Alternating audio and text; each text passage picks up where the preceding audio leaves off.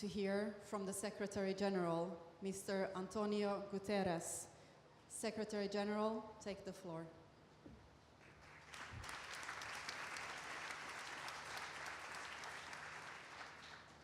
Dear Catherine McKenna, you have just given us a lesson based on the hard work and very effective work of the panel, a very comprehensive description of the content and the recommendations of the panel. Now it's my time to show if I have learned the lesson or not.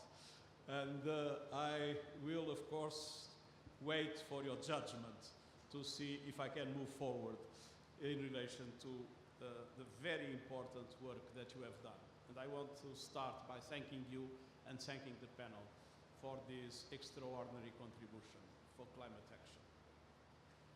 Last year, at COP26, I announced that I would establish a high-level expert group to address net zero commitments by non-state actors, particularly businesses, financial institutions, cities, and regions.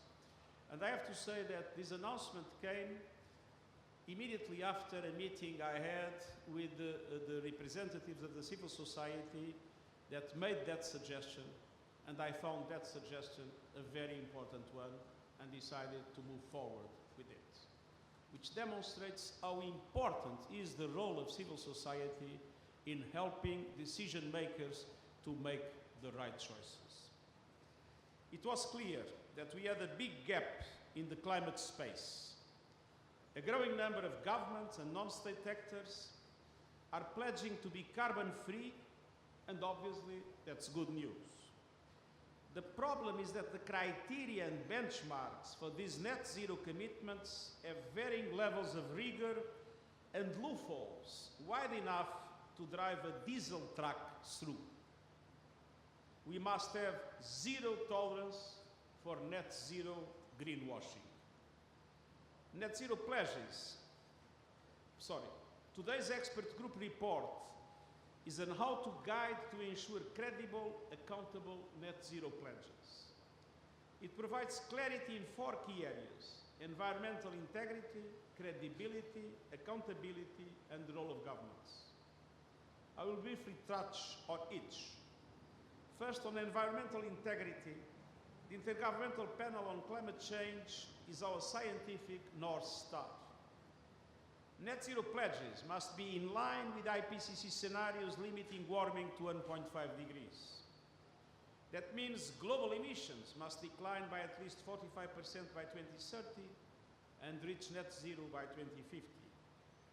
Pledges should have interim targets every 5 years starting in 2025, and these targets must cover all greenhouse gas emissions and all scopes of emissions. For financial institutions, this means all financed activities.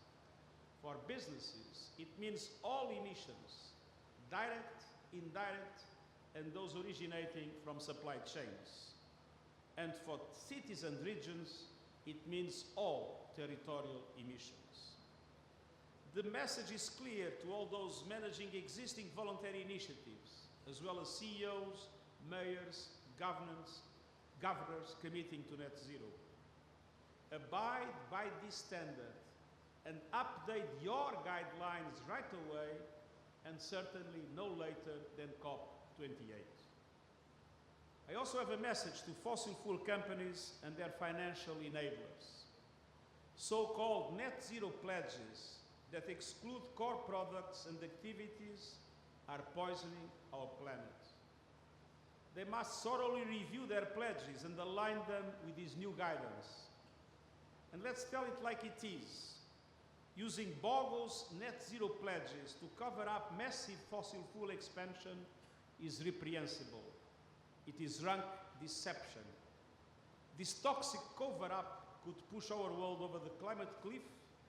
The sham must end. Second, on credibility, full and rapid decarbonization this decade is the ultimate test. Leaders from businesses, financial institutions, and local authorities need to present transition plans with their net zero pledges. And this plan should be publicly available with detailed, concrete actions to meet all targets.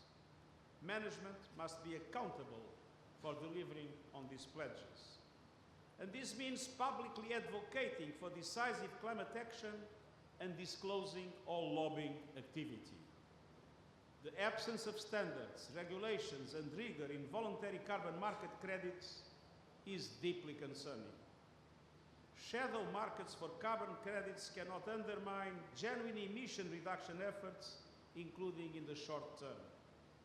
Targets must be reached through real emissions cuts. Fossil fuels must be phased out and renewable energy scaled up.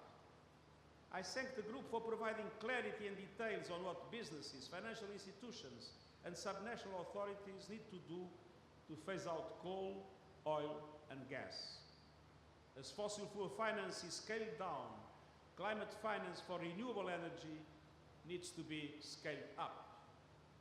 Private financial institutions must now fully facilitate investments for a renewable energy revolution and proactively work with international financial institutions to address issues of cost of capital and risk perceptions. Namely, the cost of capital in the developing world is something that worries us a lot. Let's not forget that renewable energy have a concentration of costs in the capital cost.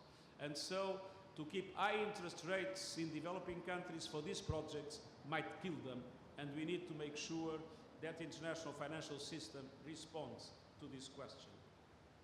And at the same time, the transition to net zero must be just. Transition plans should address the needs of workers in fossil fuel industries and sectors affected by the renewable energy transition. By the first half of 2023, all existing net zero voluntary initiatives must explain how they will align and revise their standards accordingly.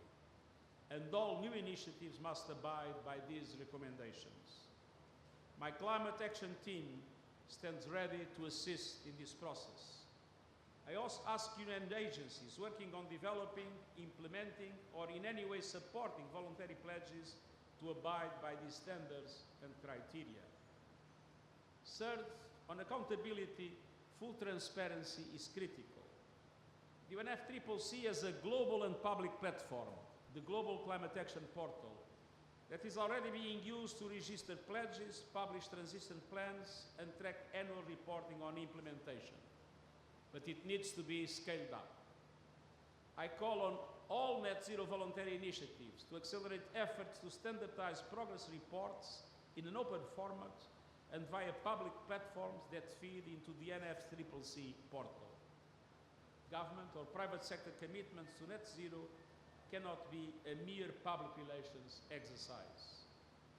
We must work together to fill gaps from the lack of universally recognized credible third-party authorities, and we must strengthen mechanisms positioned to conduct this verification and accountability process. It is my deep belief that UNFCCC should play a decisive role, and I invite its Executive Secretary to present a plan early next year.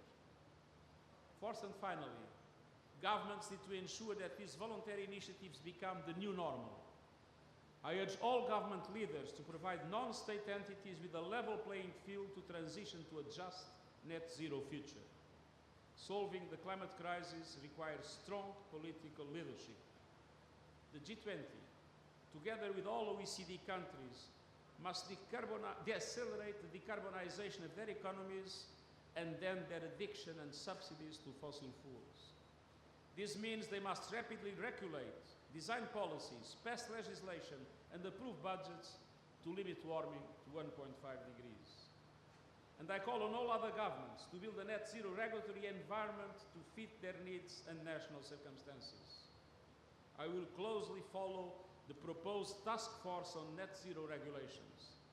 I ask that its leadership and membership are as diverse and representative as this high-level group.